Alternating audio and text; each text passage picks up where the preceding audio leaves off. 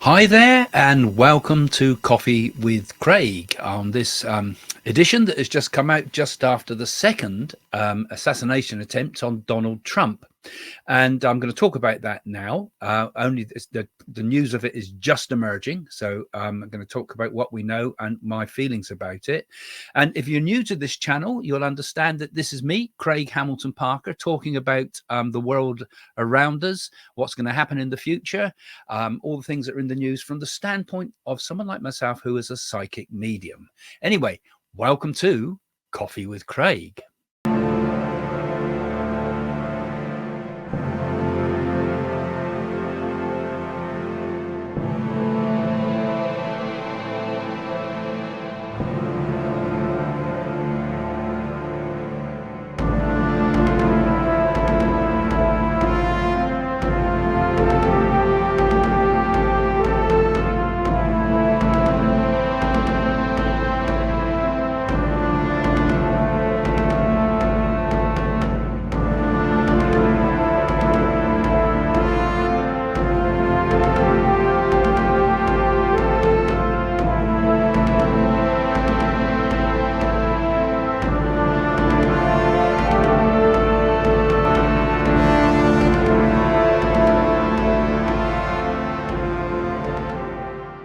Well, hi again, everybody. Welcome to the show. And don't forget, if you're here for the first time, do remember to follow the channel. And if you're here again after your many other visits, always please give us a thumbs up, guys. Don't forget, because it helps us with the algorithm. It's so important, sadly, nowadays to have to do that. But thanks for your support, everybody. Well, those of you that do follow the channel will know that I've already made originally the first prediction about the assassination attempt on Donald Trump, which I spoke about, and it came true and it hit all the newspapers, and my prophecy was seen as being a correct prophecy, because I said it just before the first assassination attempt. And just after that, when I reviewed all that, I warned you all that this was not the first assassination attempt, but there would be a second one to follow. When I predicted a few days before it happened, and also right back in my earlier predictions in October of last year, where I said about there would be an assassination attempt on Trump, and I pretty much got it right, bang on, because I said he would be wounded but not actually killed. It was a very, very close shave, but he'd walk away from it, and that has happened, of course. So just as we go into this topic, I'm just going to say one of my predictions ahead is that there will be another assassination attempt made on Trump, probably because I feel it's going to happen before the election. So keep your eye on it. But again, I don't think they get him. But who is doing this? And it looks like that second attempt has followed, doesn't it? We've had a second assassination attempt on Donald Trump, and when I see things come true in the news like that, it's mixed feelings, because obviously I'm pleased to get things right, but also horrified when they do come right sometimes, because obviously we don't want to see anybody suffering. But fortunately, nobody was hurt this time. But I did foresee it. So let's have a think about some of the things and see if I can pick up any other things about this. Now, as I'm talking to you now, the news really is just emerging. I've had a look through to see what has been revealed about it, and I share what's known at the moment. I'm doing this recording on the 16th of September 2024. So what we know so far is that there's been an assassination attempt. Again, a shooter, who we now know as Ryan Wesley Routh, got 500 yards from Trump. Now, that's a pretty damn close. And although the Secret Service spotted it, and they were having a team that moved from one, it was happening on the golf course, of course, you'll know that by now, but as they were a team that spotted it and they were moving ahead and did catch him, it's still pretty dire, isn't it, that anybody can get so close to Trump, considering that he's obviously on that golf course regularly, Mar-a-Lago golf course. And again, it astonishes me that, could there have been blind eyes turned to this again? it's pretty dodgy. I mean, you'd have thought that would have been caught. But anyway, they did catch him and they caught the culprit this time. And that's pretty good too, because obviously lots of new stuff will be revealed about that. But, you know, obviously, first question that goes through your mind is the collusion somewhere here? Is there some form of collusion that kind of blind eyes turned? Perhaps we'll find more about that in the future. And Trump, it seems, is obviously lately he seemed to be quite rattled, but very defiant again. I thought it was pretty good that his first thoughts went to his caddy, and he wondered, the first thoughts were, is my caddy all right? Has he been hit or anybody? Is everybody okay? Which is quite a good reaction, I think, because, you know, remember, these are reactions under fear of death. These can't be pre-planned, and it's obviously this is going to raise quite a lot of questions for the way ahead, isn't it? And questions that I think the press will bury, because most of the mainstream news don't want to see Trump elected. They want to see Kamala Harris elected. So it seems like their plan is to do that. So this story is very unfortunate because it doesn't kind of fit with the narrative, does it? It doesn't fit with the narrative that the mainstream media want. It's also distracting a lot from the cats and dogs nonsense. That's also going to be a problematic for the press, because they were hoping that would disqualify Trump really in the public's imagination. But here again, they don't want Trump to be seen as a hero, do they? That's the last thing they want. So there's a lot going on there, and I think this will kind of, they'll try to bury it quickly. But it's been interesting at the moment because it's blown apart, and partly blown apart because Ryan Wesley Routh, or whatever his name is, had quite a high social media presence, so the newspapers around the world can get hold of that information. So although the Democrats, particularly with Harris and Biden, have said they're very deeply disturbed by what's happening with this, and also Pelosi said about this as well. They're all deeply disturbed and they don't like political violence of any kind. There's an awful lot of questions being raised about, you know, has this political violence been caused by the ramping up of phrases like democracy's on the ballot, which is something that was on Ryan Routh's profile on Twitter. So he's obviously been listening into what's going on in the news. And it strikes me that, you know, this man could be motivated by all sorts of crazy sort of ideas and be seeing himself as some sort of savior for the Democrats. He's obviously, there's a lot of left-wing stuff written in his Twitter feeds and on his profiles. He was originally all Trump, and then he flipped, and now he's all Democrat. So, you know, it raises some difficult questions, doesn't it? You know, the guy's probably not a Swiftie. Sorry, I couldn't resist that one. He's probably not a Swiftie, but he does seem to be. Sorry, I shouldn't say jokes like that. But he seriously, he is a pretty dangerous looking guy. And if you take a look at his photograph, you just look into his eyes. It seems like his pupils are sort of dilated in some of the pictures you see of him. That often comes when a person's got either drugs in them or very high levels of adrenaline and things like that. And often people that are a little bit crazy sometimes have highly dilated eyeballs. That usually the eyeballs dilate when you open up, you know, dilate, and when somebody likes you. But there's a certain oddness to the look in his face, isn't it? You can see he's a bit of a crazy guy. He wrote that strange book we've been told about already, that's come to the news at the moment, about Ukraine.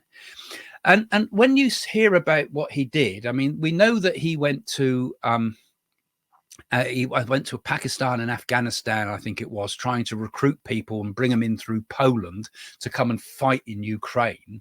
And he wanted to go and fight in Ukraine as well. And I think he saw himself as a sort of a hero.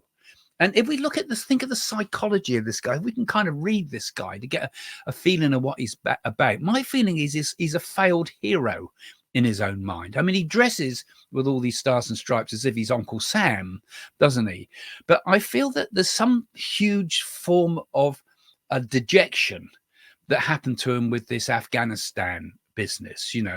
Who knows what his thoughts were when he went there, because he was wanting to be the hero, fighting on the front line, fighting for freedom in Ukraine, thinking he can fly in immigrants that can become mercenaries, thinking that he can single-handedly save the day, perhaps, and then basically, I think he was rejected. You're too old, mate. You're 58.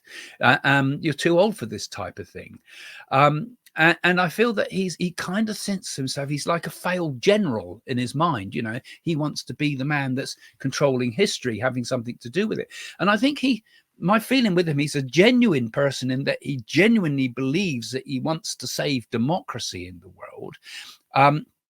And then suddenly all his agenda was blown apart. And now we start hearing, democracy is on the ballot. So his way of thinking shifted from all this Ukraine focus to now I've got to save democracy in another way. Democracy's on the ballot. That's one of the, phrases that's being thrown at with the rhetoric at the moment. So maybe that's what motivated him, in the idea that he could single-handedly save democracy. And I mean, nobody can be blamed, even with a democracy on the ballot title. Nobody can be blamed for the nutcases that pick up things and go take it the wrong way. But it is dangerous because the rhetoric out there is so dangerous. He obviously intended to do it. Some say were any shots fired, but the first report said that there was a sound of pop, pop, they said, and whether that was nearby or not, or whether that was that gun or not, is still not known. But he did have a AK-47 Kalashnikov, or Kalashnikar, I think they call them, and it had an eyepiece on it. So it was clearly designed for shooting Trump. He was 500 yards away. It's pretty much the guy is guilty. And he also had a GoPro, which makes me wonder. He also had a rucksack full of tiles, which I presume he would have put that on thinking that's some form of bulletproof, perhaps it could stop, he wore that round you might not get shot so easily around the heart, certainly. So maybe that's what that's for. But why the GoPro? He wanted to film it. So that again shows part of the psychology of this, because clearly he must have wanted to show that GoPro to somebody. You don't just film it for yourself, do you? Would it be, who was he wanting to show it for? Was there anybody else in collusion here that he could have showed that information to? I mean, give me your ideas and thoughts, guys, because I'm still thinking outside the box with this, trying to get my head around it and seeing what I can feel and pick up. But was there somebody else involved? Usually with these things, there's more than one person. You don't just keep it to yourself, do you? I mean, this guy wanted to be the great pioneer of democracy, didn't he? He wanted to be the great hero, if I'm right with my insights into him. So he obviously wanted to show it. And was he planning to show it on social media? Was he planning to release it? Did he feel that he could do some sort of propaganda thing with this? And did he film himself in advance?